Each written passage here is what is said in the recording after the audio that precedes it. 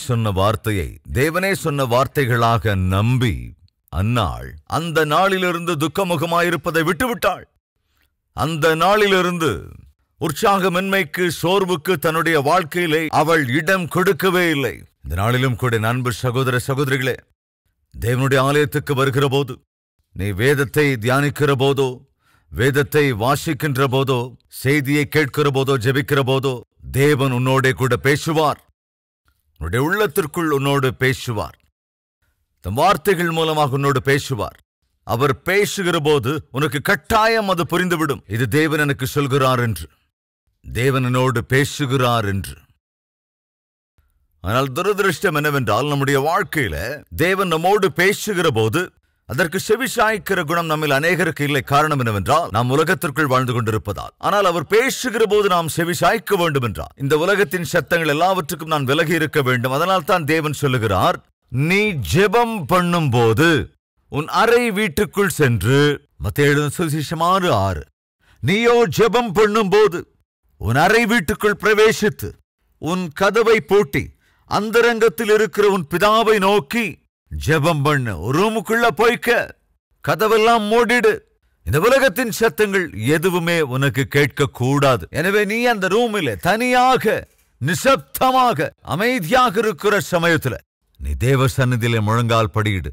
அந்தரங்கத்தில் இருக்கிற உன் பிதாவை நோக்கி ரகசியமாக தனிமையிலே அவருக்கு முன்பு நில். அப்பொழுது அவர் பேசுவது உனக்கு தெளிவாக கேட்கும். உலக சப்தங்களிலே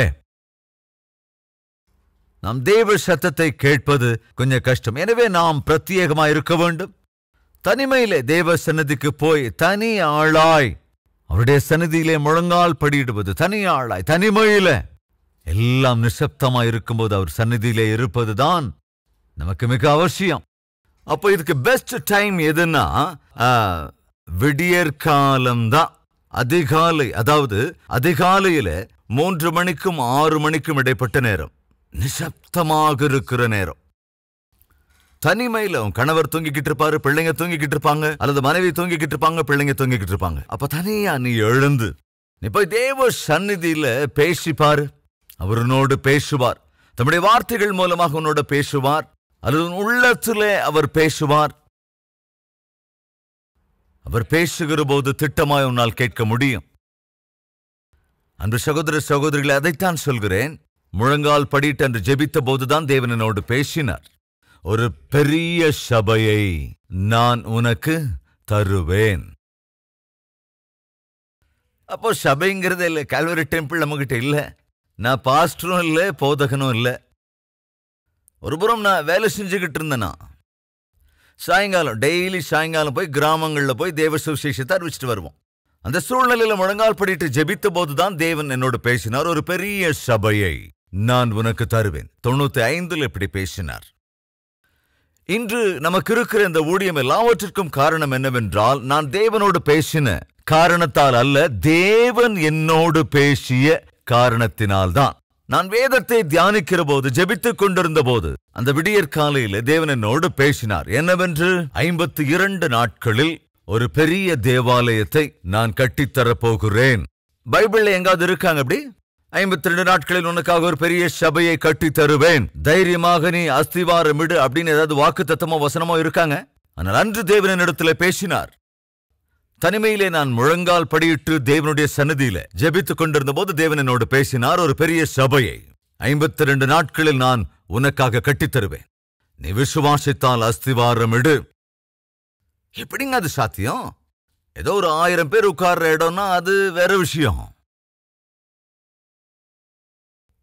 சமீபத்தில் கம்மங்கிற ஊர்ல நான் தேவ செய்தியை கொடுத்து கொண்டிருந்த போது எனக்கு பின்னால் இருந்த ஒரு ஜட்ஜையா கவனமா கேட்டு 52 நாட்கள் நம்முடைய ஆலயத்தை கட்டி முடித்த அந்த விஷயத்தை அவர் கேள்விப்பட்டு அதை கேட்டபோது அவர் என்ன சொன்னார்னா, இதோ கார் வைக்கிறதுக்கு ஒரு ஷெட்டு கட்டித்தாங்கன்னா அதுக்கு 2 மாசம் பண்றாங்க. இன்னைக்கு என்னங்க, ஒரு கார் ஷெட்டு கட்டுறதுக்கு 2 மாசம் பிடிச்சுதான். 52 நாட்கள் அவ்வளவு பெரிய ஆலயம் எப்படிங்க சாத்தியமாச்சு? மனிதர்களுக்கு இது சாத்தியமே அல்ல. அது தேவன் ஒருவரால் மாத்திரம்தான் சாத்தியம். மறுபடியும் சொல்றேன், இன்னைக்கு நீங்க பார்க்கிற இந்த ஊழியம் சதீஷ்குமார் செய்த ஜெபத்திற்கான பிரதிபலன் அல்ல, சதீஷ்குமாருக்கு தேவன் சொன்ன வார்த்தைக்கான பிரதிபலன் தான். அன்று அவருடைய சத்தத்தை நான் கேட்டிராவிட்டால், அவருடைய சித்தத்தை ஒருவேளை நான் அறிந்து கொள்ளாமல் போயிருந்தால், இன்று இவ்வளவு பெரிய ஊழியத்தை நாம பார்த்திருக்கவே முடியாது. சகோதர சகோதரிகளே, தேவன் சொல்கிறார், தனியா வந்து என்னை சந்திக்க வேண்டும். தனிமையிலே தனியாய் வந்து நீ என்னுடைய சன்னதியிலே காணப்படு, நான் உன்னோடு பேசுவேன். சில சந்தர்ப்பங்களை நம்முடைய வாழ்க்கை கொஞ்சம் இருள் நிறைந்த மாதிரி ஆயிடும். ஒண்ணுமே புரியாத ஒரு சூழல் வந்துடும். அந்தகாரமா இருக்கிற மாதிரி தோணும். என்ன செய்யறதுன்னே புரியாம எதுவுமே செய்ய முடியாத சூழலுக்கு போயிடும். மொத்தமா இருட்டா இருந்தா நம்மளால என்ன செய்ய முடியும்? யோசிங்க. சடனா கரண்ட் போயிட்டா உடனே என்ன இது பாவி மனுஷன் இந்த நேரத்துல கரண்ட்டை பிடிங்கி விட்டான் அப்படின்னு திட்டாம நம்ம இருக்கவே மாட்டோம்ல. அவர் என்ன வேணும்னா உங்க வீட்டுல கரண்ட்டை பிடுங்குறாரு, ஏதோ பிரச்சனை வந்திருக்கும், கரண்ட் கட் ஆயிருக்கும், உடனே அவங்கள திட்டுறது. தயவு செஞ்சு யாரும் அப்படி திட்டாதீங்க. ஸோ சாதாரணமா கரண்ட் போகும்போது அந்த வீட்டில் அந்த இருட்டுக்குள்ள எல்லாமே சுலபமா இருக்காது. இப்ப ஜாக்கிரதை கவனிங்க. நம்ம வாழ்க்கையில எப்படிதாவது இருள் சூழ்கிற போது, ஒரு அடி எடுத்து வைக்க முடியாத சூழல் வரும்போது என்ன செய்யணும்?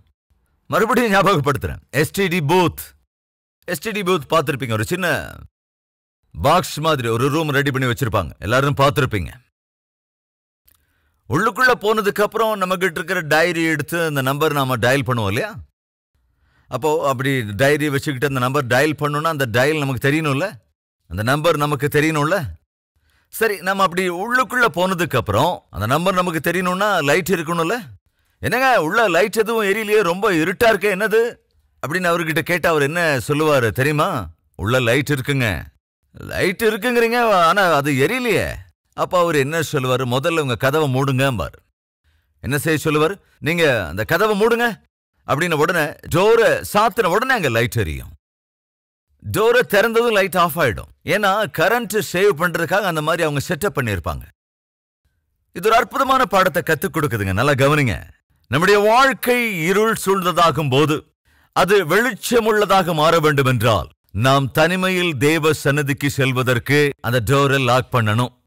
எப்பொழுது உன் அறை கதவை நீ மூடுகிறாயோ உன்னுடைய வாழ்க்கையிலே தேவன் வெளிச்சத்தை அருளிச் செய்வார். நீ தனிமையிலே தேவ சன்னதியில் முழங்கால் படியிடுவதற்கு சென்று உன் கதவை மூடிப்பார், வெளிச்சம் அங்கே உதயமாகும். முழங்கால் படிட்டு உன் வாழ்க்கையில் நீ செய்கிற ஜெபத்திற்கு பதிலை கேட்டுப்பார், தேவன் கட்டாயம் தருவார். இது மாத்திரமல்ல, இன்று உனக்கும் எனக்கும் தேவையானதல்ல என்ன? வாக்குத்தத்தம். உன்னையும் என்னையும் பிழைக்க வைப்பது வாக்குத்தத்தம். உனக்கும் எனக்கும் நம்பிக்கையை கொடுப்பது வாக்குத்தத்தம். மறுபடியும் சொல்றேங்க, வேலை முயற்சி செய்யற, இன்டர்வியூக்கு போன, செலக்ட் ஆயிட்ட. ஆனா செலக்ட் ஆயிட்ட உனக்கு இருக்கிற நம்பிக்கை என்ன? வாக்குதான். முதல்ல நீங்க செலக்ட் ஆயிட்டீங்க, அது ஒரு வாக்கு. ரெண்டாவது, செலக்ட் ஆனதுக்கான லெட்டர் கொடுத்துட்டாங்க. மூணாவது, எப்போ ஜாயின் ஆகணும்னு ஜாயினிங் ஆர்டர் நாங்க அனுப்புறோம். இப்படி சொல்லும்போது அவங்க வார்த்தையை நம்புறீங்க, அவங்க எழுதி கொடுத்த அந்த லெட்டரை நீங்க நம்புறீங்க. அதை காட்டிலும் மேன்மையானது இதோ தேவனுடைய வார்த்தை, தேவனுடைய புத்தகம், இந்த பரிசுத்த வேதாகமம். ஆனா ஒரு கவலையான விஷயம் என்னன்னா, நம்ம நியூஸ் பேப்பர் எல்லாம் படிப்போம், கண்ணில் படுற மேகசின்லாம் ஒரு வரி விடாம படிச்சிருவோம். ஆனா பரிசுத்த வேதாகமத்துக்கு பக்கத்துல மாத்திரம் போக மாட்டோம். அதுதான் நம்ம வாழ்க்கையில பெரிய குறை. சகோதர சகோதரிகளே, இந்த உலகத்து மனிதர்கள் வாக்கு கொடுக்கலாம், ஒரு நம்பிக்கையை கொடுக்கலாம், தைரியமா இருங்கன்னு சொல்லலாம். ஆனா அதுக்கப்புறம் கையை தூக்கிடுவாங்க. ஆனால் நம்முடைய தேவன் வாக்கு கொடுத்தார் என்றால் கட்டாயம் தம்முடைய வாக்கை நிறைவேற்றிய தீர்வார். அவங்க பையனுக்கு சுகமில்லாம போச்சு, ஹாஸ்பிட்டல் அட்மிட் பண்ணிட்டாங்க. தீவிரமான வியாதி தான், ட்ரீட்மெண்ட் எல்லாம் நடந்துகிட்டு இருக்கு. நாளுக்கு நாள் ஆரோக்கியம் குறைவுபட்டுக்கிட்டே இருக்கு. அம்மாவோட உள்ளம் சுக்குநூறா உடையுது. அப்படிப்பட்ட சமயத்துல டாக்டர் வந்தாரு, பெரிய டாக்டர் வந்தாரு. அந்த பெரிய டாக்டரை பார்த்தோன்னு அந்த அம்மா கால் கையில விழுந்து அழறாங்க. ஐயா, ஏதாவது செஞ்சு என் மகனை காப்பாத்துங்க ஐயா, தயவு செஞ்சு என் பிள்ளைய காப்பாத்துங்க. அப்ப அந்த டாக்டர் சொன்னாரு, பயப்பட வேண்டிய அவசியம் இல்லை, உங்க பிள்ளையோட உயிருக்கு எந்தவித ஆபத்தும் இல்ல, உங்க பையன் கட்டாயம் படிச்சுக்குவான், தைரியமா இருங்க. அப்படி சொன்ன உடனே அந்த வார்த்தைகளை அந்த அம்மா நம்புனாங்க. என் பிள்ளைக்கு எதுவும் ஆகாது, நான் பயப்பட வேண்டிய அவசியம் இல்லை, அவன் உயிருக்கு எதுவும் ஆகாதுன்னு டாக்டரே சொல்லிட்டாரு அப்படின்னு அந்த தாயார் ஹாஸ்பிட்டல்ல இருந்த தான் பிள்ளைய அங்கிருந்த டாக்டர்ஸ் நர்சஸ் கிட்ட ஒப்படைச்சிட்டு, எப்படியும் உயிருக்கு எந்த ஆபத்தும் இல்லைல்ல, எப்படியும் பழிச்சிடுவான்ல, அதனால நான் வேலைக்கு போனா சம்பளம் கிடைச்சா அந்த சம்பள பணம் மருந்து வாங்குறதுக்கு உதவியா இருக்குமே அப்படின்னு, எப்படியும் பழிச்சிருவான் அப்படின்னு நம்பி அந்த தாயார் காலையிலேயே வேலைக்கு போயிட்டாங்க. சாயங்காலம் வரைக்கும் வேலை செஞ்சுட்டு திரும்பி வந்தாங்க. கொஞ்ச நேரம் போய் பிள்ளைகிட்ட இருந்தாங்க. அதுக்கப்புறம் மகன் தூங்கிட்டான், இந்த அம்மாவும் அப்படியே டயர்ட்ல தூங்கிட்டாங்க. 3வது நாள் அந்த பிள்ளை இறந்து போயிட்டான். ஆனா அந்த 3 நாட்களும் அந்த அம்மா தான் பிள்ளைகிட்ட இருக்கவே இல்லைங்க. எங்க இருந்தாங்க? வேலை செஞ்சுக்கிட்டு இருந்தாங்க. 3வது நாள் அந்த பிள்ளை இறந்து போயிட்டாங்க. அப்ப போய் உடனே டாக்டர் கிட்ட கேட்டாங்க, என்ன டாக்டர் நீங்க சொன்னீங்களே என் பிள்ளை பிழைச்சுக்குவான்னு சொன்னீங்களே, உயிருக்கு ஆபத்து இல்ல நீங்களே, இப்ப என் பிள்ளை என்ன திடீர்னு செத்து போயிட்டான். அப்ப டாக்டர் சொன்னார், அம்மா உங்களுக்கு இருக்கிறது ஒத்தைக்கு ஒரு பிள்ளை, அந்த பிள்ளைக்கு என்னாகுமோன்னு நீ படுற வேதனைய பார்த்து உனக்கு கொஞ்சம் நம்பிக்கை கொடுத்தா கொஞ்ச நேரமாவது நீ சந்தோஷமா இருப்ப அப்படின்னு தான் அந்த வார்த்தையை சொன்னேன். என்ன டாக்டர் நீங்க, உண்மையிலேயே என் பிள்ளை செத்து போயிடுவான்னு தெரிஞ்சிருந்தா நான் வேலைக்கு போயிருக்கவே மாட்டேனே, அட்லீஸ்ட் இந்த கடைசி நேரத்துல கடைசி நிமிஷத்துலயாவது என் பிள்ளையோட கூட நான் இருந்திருந்திருப்பனே, அந்த வாய்ப்பு கூட எனக்கு இல்லாதபடி செஞ்சிட்டீங்களே. மனிதன் தருகிற நம்பிக்கை இதோ இப்படிப்பட்ட வேதனையை தாங்க கொடுக்கும். ஆனால் தேவனாகிய கர்த்தர் நம்பிக்கையை தருவார் என்றால் வேதனையை அகற்றி போடுவார். அதனால் தான் வேதம் தெளிவாக சொல்லுகிறது, மனிதனை நம்புவதை பார்க்கலும் ராஜாக்களை நம்புவதை பார்க்கலும் கர்த்தர் மேல் பற்றுதலா இருப்பதே நலம். இப்ப கேள்வி, தேவன் உனக்கு ஏதாவது நம்பிக்கை கொடுத்திருக்காரா? தேவன் உனக்கு ஏதாவது வாக்கு பண்ணி இருக்கிறாரா? எப்ப தருவார் வாக்குத்தத்தத்தை? நீ வேதத்தை வாசிக்கும் போது தருவார். எப்ப தருவார் தம்முடைய வாக்கு? நீ விசுவாசிக்கும் போது தருவார். எப்ப பேசுவார் உன்னோட? நீ முழங்கால் படிட்டு தனிமையில அவரோடு நீ பேசுகிற போது அவர் உன்னோடு பேசுவார். ஆனா எங்கங்க இன்னைக்கு ஜெபம் பண்றதுக்கு நேரம் இல்ல, தனிமையில தேவனோடு செலவழிக்கிறதுக்கு நேரம் இல்ல, வேதத்தை தியானிக்கிறதுக்கு நேரம் இல்ல, வாக்குத்தத்தத்தை சுதந்திரித்துக் கொள்வதற்கு நேரம் இல்ல. எனவேதான் அவனுடைய வாழ்க்கையில குழப்பங்கள், எனவேதான் அவன் வாழ்க்கையில நெருக்கடிகள், அதனால் தான் அவன் வாழ்க்கையில் அமைதியின்மை நிம்மதியின்மை. அந்த நாளிலே தனிமையிலே தேவனுடைய சன்னதியிலே அந்நாள் தன்னுடைய மனவேதனை எல்லாவற்றையும் ஊற்றிவிட்டாள். மிகுந்த துக்கத்தோடே கூட அவள் ஜெபித்தாள். அதை கண்டு தேவன் ஏலியின் மூலமாக தம்முடைய வாக்குத்தத்தத்தை சொன்னார். அம்மா, தேவன் உனக்கு பதிலை தரப்போகிறார். வாக்கு பண்ணிவிட்டார். எஸ், நீ தேவனுடைய ஆலயத்துக்குள் வருகிற போது தேவ ஊழியக்காரர்கள் மூலமாக தேவன் உன் பாவங்களை ஒருவேளை வெளிப்படுத்தலாம், உன்னை அவர் கண்டிக்கலாம், உன் வாழ்க்கையில் நீ செய்கிற தப்பையெல்லாம் உனக்கு வெளிப்படுத்தலாம், அதனால் உனக்கு வரப்போகிற சிக்ஷையை குறித்து தேவன் உன்னை எச்சரிக்கலாம், அல்லது தேவன் உனக்கு தரப்போகிற பதிலின் அடிப்படையில் உனக்கு வாக்கு பண்ணலாம், தைரியத்தை கொடுக்கலாம், ஆறுதலை தரலாம், விசுவாசத்தை பெருக பண்ணலாம். அது உன் ஆவிக்குரிய நிலையை பொறுத்தது. அல்லது நீ வேதத்தை வாசிக்கிற போது, முழங்கால் படியிட்டு வேதத்தை வாசிக்கிற போது தேவன் தம் வார்த்தைகள் மூலமாக உன்னோடு பேசலாம். எந்த பிரச்சனையில், எந்த கஷ்டத்தில், எந்த நெருக்கத்திலே இருக்கிறாயோ அதற்கு ஏற்ற தம்முடைய வாக்குத்தத்தத்தை, ஏற்ற ஒரு வசனத்தை தேவன் உனக்கு காண்பிக்கலாம். அல்லது முழங்கால் படியிட்டு நீ ஜெபிக்கிற போது, தேவனிடத்தில் தனிமையில பேசுகிற போது தேவனுடைய ஆலோசனைகள், அவருடைய எண்ணங்கள், அவருடைய உத்தேசங்கள் இவற்றையெல்லாம் தேவன் உன் இருதயத்திலே உணர்த்த கூடும். தேவன் உன்னோடு பேச வேண்டும் என்றால் தம்முடைய வார்த்தைகள் மூலமாகவோ வார்த்தையை உபதேசிக்கிறவர்கள் மூலமாகவோ பேசுவார். அல்லது நீ தனிமையில் தேவனிடத்திலே முழங்கால் படியிட்டு ஜெபிக்கின்ற போது தேவன் தம்முடைய மெல்லிய சத்தத்தோடு உன்னிடத்திலே பேசக்கூடும். 2வது, நீ செய்கிற ஜெபத்திற்கு தேவன் பதிலை எப்படி தருவார்? வசனத்தின் மூலம் வாக்கு பண்ணுவார், அல்லது வசனத்தை போதிக்கிற தேவ ஊழியக்காரரின் செய்தியின் மூலமாக உனக்கு தேவன் என்ன செய்ய போகிறார் என்பதை, தேவன் எவ்விதத்தில் உன்னை தரிசிக்கப் போகிறார் என்பதை உனக்கு வெளிப்படுத்துவார். இந்த வார்த்தைகள் எனக்காகத்தான், இந்த வாக்குத்தத்தம் எனக்காகத்தான், என்னுடைய கஷ்டங்களை, என்னுடைய பாடுகளை பார்த்து தேவன் தெளிவாக என்னோடு பேசுகின்றார் என்ற தெளிவான உணர்வு தேவன் உனக்குள் உண்டாக்குவார். அதை நீ சுதந்திரித்துக் கொள்வாய் என்றார், அதை நீ நம்பி விசுவாசிப்பாய் என்றார், உன்னுடைய வாழ்க்கையில கவலைப்பட வேண்டிய அவசியம் இருக்காது, கலங்க வேண்டிய அவசியம் இருக்காது. எனவே இனிமேல் நீங்கள் ஜெபிக்கிற போது, ஆண்டவரே நீர் என்னோடு பேசுங்கப்பா என்று சொல்லி என்ன செய்யணும்? தூங்கி தூங்கி விழுந்துகிட்டே இருக்கணும். அப்படியாங்க? ஆண்டவரே நீர் என் கூட பேசுங்க ஆண்டவரே, முன்னால பின்னால தூங்கி ஆடிக்கிட்டே இருக்கணும். அப்படியாங்க? இல்ல என்ன செய்யணும்? ஊழியக்காரர் தன் செய்தியை ஆரம்பிக்கிற முதல் நிமிஷத்திலிருந்து கடைசி நிமிஷம் வரைக்கும் ரொம்ப ஜாக்கிரதையா கவனமா தேவன் எந்த வார்த்தையின் மூலமாக என்னோடு பேச போகிறார் அப்படின்னு நீ காத்திருக்கணும். ஒரு நாள் நானும் என் குடும்பத்தாரும் சேர்ந்து கோவாவுக்கு போயிருந்தோம். கடற்கரை ஓரத்திலே ஒரு ஹோட்டல் இருந்தது. அங்க தங்கி சாயங்காலம் கடற்கரைக்கு அப்படியே வந்தோம். அந்த கடற்கரையில பெரிய பெரிய கற்கள் இருந்தது. இப்போ இந்த கற்கள் மேல அப்படி உட்கார்ந்துக்கிட்டோம். மீன்கள் பிடிக்கிற ஒருத்தர் அந்த மீன் வலை ஒண்ண கொண்டு வந்தாரு. தன்னிடத்துல விதவிதமான பிளாஸ்டிக் மீன்கள் இருந்தது, எற போடுறதுக்கான மீன்கள். தன் கையில் இருந்த அந்த தூண்டில் அப்படி தூரமா போட்டாரு. கவனமா அதை அப்படி இழுத்துக்கிட்டே இருக்காரு. நாங்க அதை பார்த்துக்கிட்டே உட்கார்ந்துருந்தோம். எப்படிப்பட்ட மீன் கிடைக்கும், அவர் எவ்வளவு நம்பிக்கையோட அந்த தூண்டில போட்டாரு. அதே நம்பிக்கையோட நாங்களும் அதை பார்த்துக்கிட்டே இருந்தோம். பார்த்துக்கிட்டே இருக்கிறோம். நாலரைக்கு நம்ம அங்க போனோம். மெதுவா இழுத்து பார்த்தாரு. எதுவும் இல்ல, சும்மா வந்தது. இன்னொரு எற மீனை போட்டாரு. மறுபடியும் தூண்டில தூரமா தூக்கி போட்டாரு.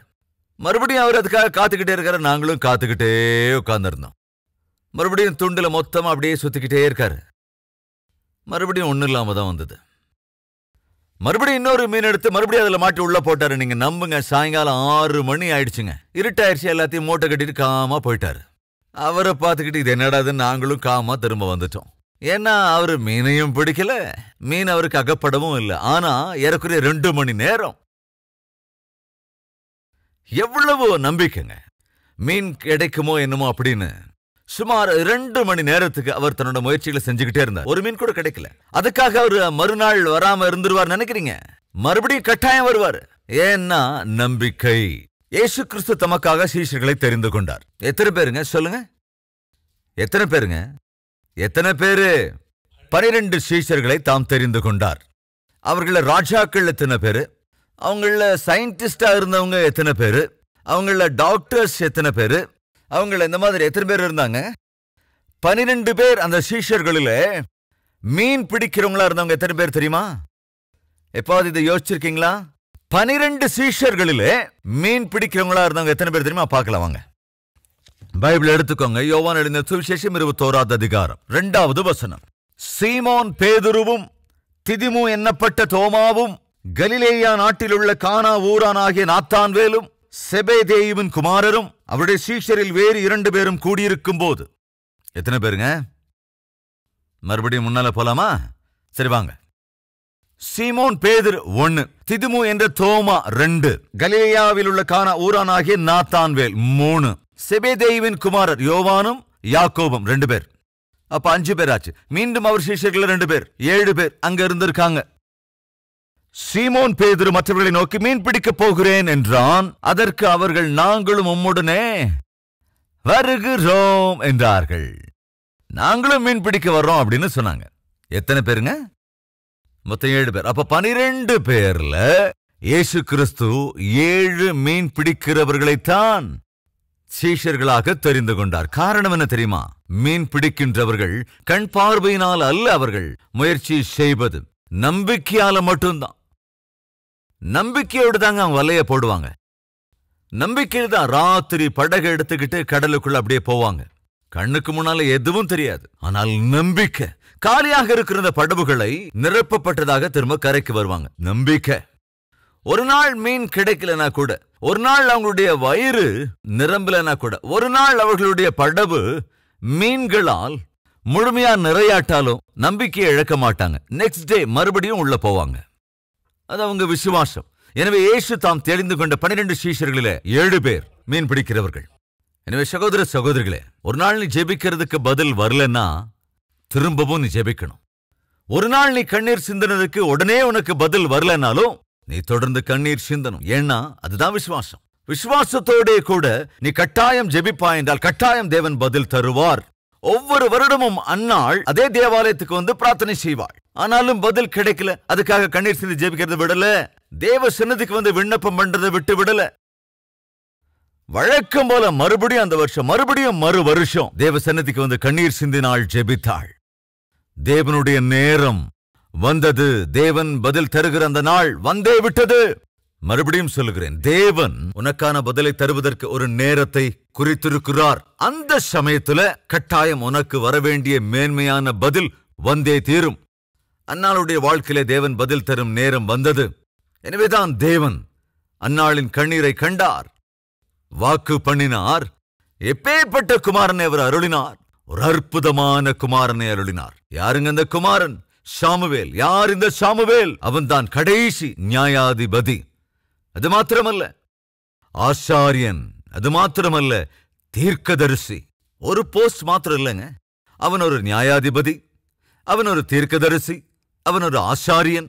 இப்படி 3 மேன்மையான 3 உன்னதமான ஊழியங்களை செய்கின்ற ஒரு அற்புதமான குமாரனை அந்நாளுக்கு தேவன் வெகுமதியாய் அருளினார். நம் தேவன் யாருக்காவது தாமதமாய் தம் பதிலை தருகிறார் என்றால் மேன்மையான பதிலை, வெகுமதியை அருளுவதற்காகவே அவர் இதுவரை தாமதித்துக் கொண்டிருக்கிறார் என்ற யதார்த்தத்தை தயவு செஞ்சு மறந்துடாதீங்க.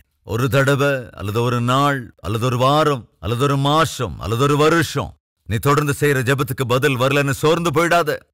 மேன்மையான பதிலை தேவன் தர வேண்டும் என்றுதான் அவர் காத்துக் கொண்டிருக்கிறார். அதற்காகத்தான் தாமதித்துக் கொண்டிருக்கிறார். எனவே நீ செய்ய வேண்டியது என்ன? மனிதர்களின் வார்த்தையின் மீது. இந்த மனிதர்களுக்கு எத்தனையோ நம்பிக்கைகள் இருக்கிறது. அப்ப தேவனுடைய வாக்கியத்தின் மீது, தேவனுடைய வசனத்தின் மீது, தேவனுடைய வாக்குத்தத்தத்தின் மீது நாம் எவ்வளவு நம்பிக்கையோடு இருக்கணும். அந்த நம்பிக்கை நமக்கு இருக்க வேண்டும் என்றால் வாக்குத்தத்தத்தை நாம் பெற்றுக்கொள்ள வேண்டும். வாக்குத்தத்தத்தை பெறுவதற்கு தேவ வசனத்தை நாம் வாசிக்க வேண்டும், வசனத்தை நாம் கேட்க வேண்டும், தேவ சந்நிதியிலே தனிமையிலே ஜெபித்தாக வேண்டும். இன்று ஒரு தீர்மானம் எடுத்துக்கிறீங்களா? நான் தனிமையிலே என் தேவனுடைய சந்நிதியிலே நான் விண்ணப்பிப்பேன். தனிமையிலே என் தேவனோடு கூட நான் பேசுவேன். அவர் பேசுகிறதை நான் கேட்பேன். தனிமையில் நான் தேவ சந்நிதிக்கு போய் அவருடைய வேதத்தை வாசித்து நான் தியானிப்பேன். தேவன் எனக்கு அருளுகிற வாக்குத்தத்தங்களை சுதந்தரித்துக் கொள்ளுவேன். அந்த வாக்குத்தத்தங்களை என் வாழ்க்கையில் கண்ணார கிரியைகளிலே காண்பேன் என்று சொல்வோர் என்னோடு கூட ஜெபத்தில் ஒருமனப்படுகிறீர்களா? Let us pray.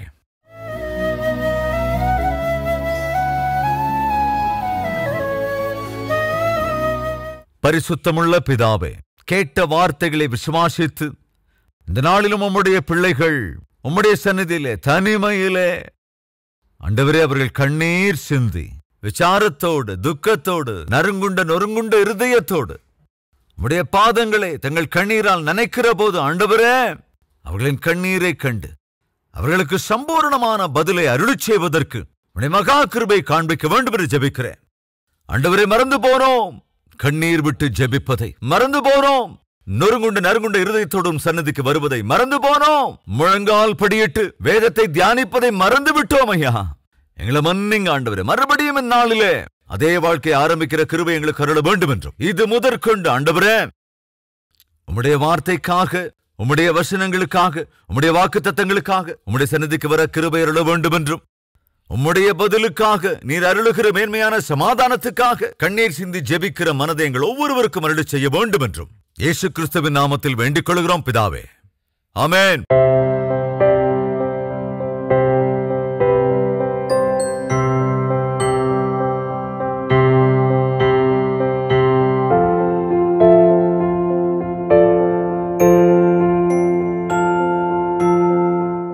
Address Calvary, Post Box number 30, Kukatpalli, Hyderabad 72.